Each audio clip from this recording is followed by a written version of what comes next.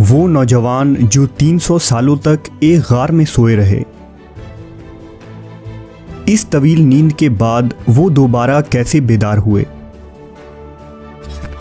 क्या उनकी इस नींद की तशरीह साइंसी उलूम के ज़रिया की जा सकती है?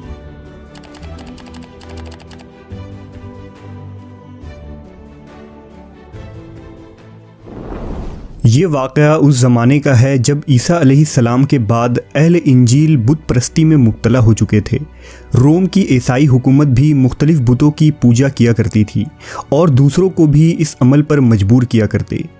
उस दौर में दकियानूस नामी एक बादशाह की हुकूमत थी जो बड़ा जालिम था। जो कोई भी बुत परस्ती पर राज़ी न होता वो उसे कत्ल कर डालता था। उस शहर में जिसका नाम अफसोस था, कुछ नौजवान रहा करते थे जो ईमान वाले और नेक लोग थे। जब दकियानूस को उनके ईमान का पता चला तो उन्हें दरबार में बुलाया और उन्हें मजबूर किया कि वो बुतों की पूजा करें, लेकिन उन्होंने शिर्क करने से इनकार कर दिया। बादशाह ने उनसे कहा कि मैं तुम्हें कुछ दिन की मोहलत देता हूँ, तुम अपने दीन से बाज आ जाओ वरना मैं तुम्हें कत्ल कर दूंगा। चूँकि वो बादशाह और उसके फ़ौज से लड़ने की ताकत न रखते थे, लिहाजा वो रातों रात शहर छोड़कर भाग गए। शहर से निकलकर वो एक पहाड़ के करीब गार में जाकर छुप गए और वहीं सो गए। दकियानूस ने जब उन लोगों को तलाश करवाया तो मालूम हुआ कि ये लोग उस गार में मौजूद हैं। लिहाजा उसने हुक्म दिया कि गार को एक मजबूत दीवार से बंद कर दिया जाए ताकि ये लोग अंदर ही मर जाएं। अल्लाह की तरफ से ये मुआजिज़ा हुआ कि ये लोग गार के अंदर इसी हालत में सोते रहे और इस तरह 300 साल का अरसा गुजर गया, लेकिन ना उनके जिस्म ख़राब हुए, ना उनको मौत आई और ना ही वो नींद से बेदार हुए। अब 300 सालों बाद दकियानूस की हुकूमत का ख़ात्मा हो चुका था। कई बादशाह और हुकूमतें आईं और चली गईं, यहाँ तक कि रोमी सल्तनत ने भी ईसाईयत इख्तियार कर ली। उसी ज़माने में बेदरूस नामी बादशाह की हुकूमत थी जो एक नेक दिल और इंसाफ पसंद बादशाह था।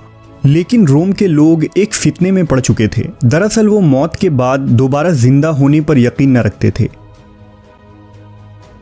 300 साल के इस तवील अरसे के बाद जब गार की दीवारें गिर गईं तो ये नौजवान नींद से बेदार हुए। उन्होंने एक दूसरे को सलाम किया।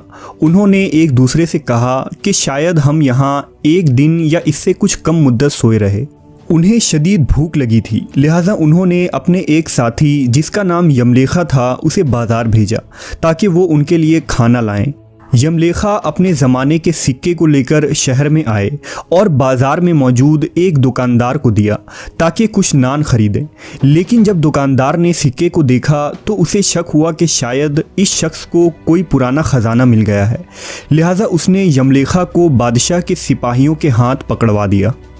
सिपाहियों ने जब यमलेखा से ख़जाने के मुताल्लिक पूछा तो उन्होंने बताया कि ये मेरा ही सिक्का है। फिर उन्होंने दकियानूस बादशाह के बारे में पूछा तो सिपाहियों ने जवाब दिया कि इस नाम का कोई बादशाह नहीं है, लेकिन सैकड़ों साल पहले इस नाम का एक बुत परस्त बादशाह गुजरा है।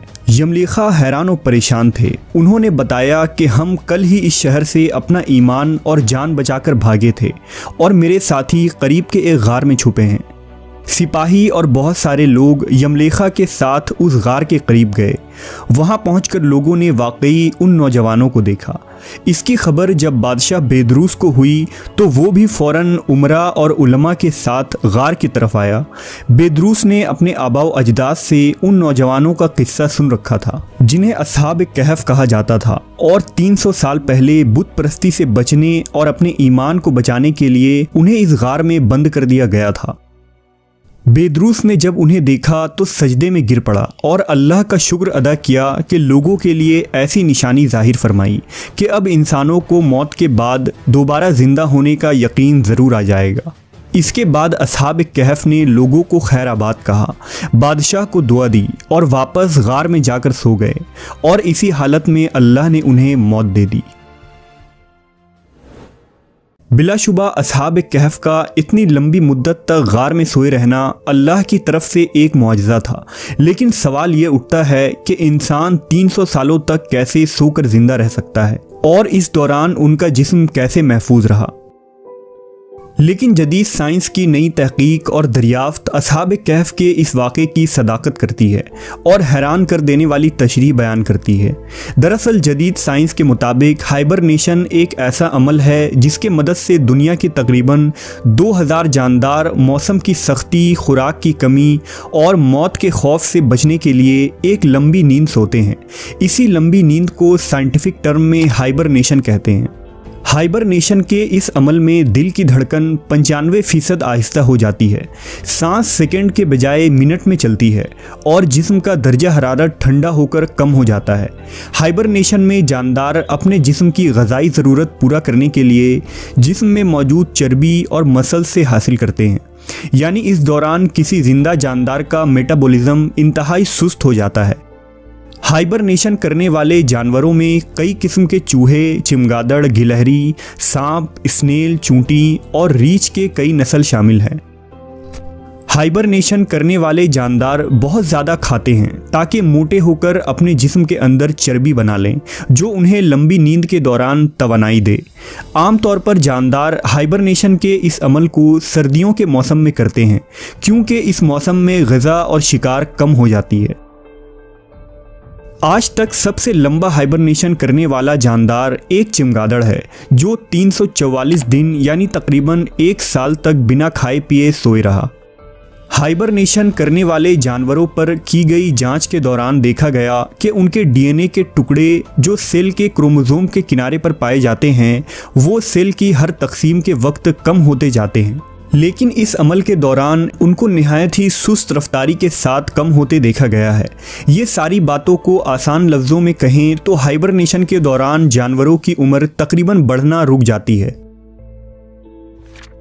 इंसानी तहजीब की अगली सदी स्पेस ट्रैवल की सदी होने वाली है, जिसमें साइंस इस चीज़ को मुमकिन बनाने की कोशिश करेगी कि हम इंसान पहले चांद, फिर मार्स और फिर सोलर सिस्टम के दूसरे प्लैनेट्स पर इंसानी आबादी बसाएं।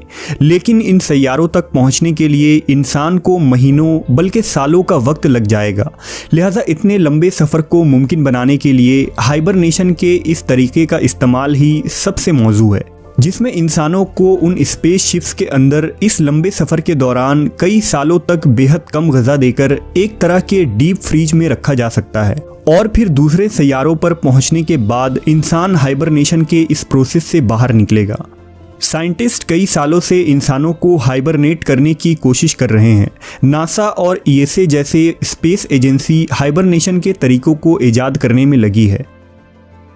अगर सूरह कहफ के उन आयात पर गौर करें जो असहाब कहफ के इस तवील नींद के मुतालिक बताती है, तो उनके मुताबिक हमने गार में कई सालों तक उनके कानों पर नींद का पर्दा डाले रखा और जब सूरज निकले तो तुम देखो कि वो उनके गार के दाहिनी तरफ सिमट जाए और जब गुरूब हो तो बाएं तरफ कतरा जाए। ये खुदा की निशानियों में से है और हम उनको दाएं और बाएं करवट बदलवाते थे। अगर तुम उनको झांक कर देखते तो पीठ फेर कर भाग जाते और दहशत में आ जाते। इन आयात के मुताबिक अल्लाह ने असहाब कहफ के कानों पर नींद का पर्दा डाल दिया था, जो हमारे अंदरूनी कानों की तरफ इशारा कर रही है। ये कान का वो हिस्सा होता है जो सोते वक्त इंसान को किसी आवाज़ पर चौंक कर दिमाग को सिग्नल भेजता है और दिमाग हमें जगा देती है, मगर असहाब कहफ के मामले में अल्लाह ने इस हिस्से को बंद कर दिया था। इन आयात के मुताबिक सूरज की रोशनी गार के अंदर ना पड़ती थी और वो कतरा कर निकल जाती थी। दरअसल सूरज की रोशनी इंसानी जिल्द पर पड़ने से रेडिकल मॉलिक्यूल में इजाफा करती है, जिससे इंसान की उम्र बढ़ने लगती है। यानी गार पूरे 300 सालों तक ठंडी रही और सूरज की शुआएं उनके जिस्म पर ना पड़ा।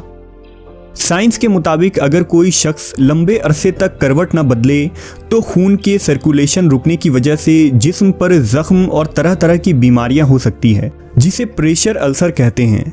लेकिन कुरान मजीद के मुताबिक अल्लाह की कुदरत से असहाब कहफ की करवट बाकायदा बदलाई जाती रही, लिहाजा वो इस बीमारी से महफूज रहे।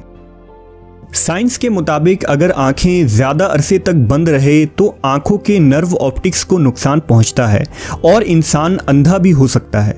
लिहाजा लंबे अरसे तक सोने के लिए आंखों का वक्फे वक्फे से झपकते रहना ज़रूरी है ताकि नज़र ज़ाय होने से बचा रहे। कुरान मजीद के मुताबिक तुम अगर उन्हें देखो तो समझो कि वो जाग रहे हैं, यानी आंखें झपक रही हैं, हालांकि वो सो रहे हैं। यानी अल्लाह की कुदरत से असहाब कहफ इस तवील नींद के दौरान आंखें झपकाते रहे और इस तरह उनकी आंखें अंधी होने से महफूज हो गईं। जदीद साइंस के हाइबरनेशन पर आज ये वो तहकीक हैं जो असहाब कहफ के वाक़े पर पूरी उतरती नज़र आती है। इन तमाम बातों से ये वाज़ेह हो जाता है कि ऐसी तवील नींद के बाद बेदारी और मौत के बाद की ज़िंदगी में किसी को भी कोई शुबा नहीं होनी चाहिए।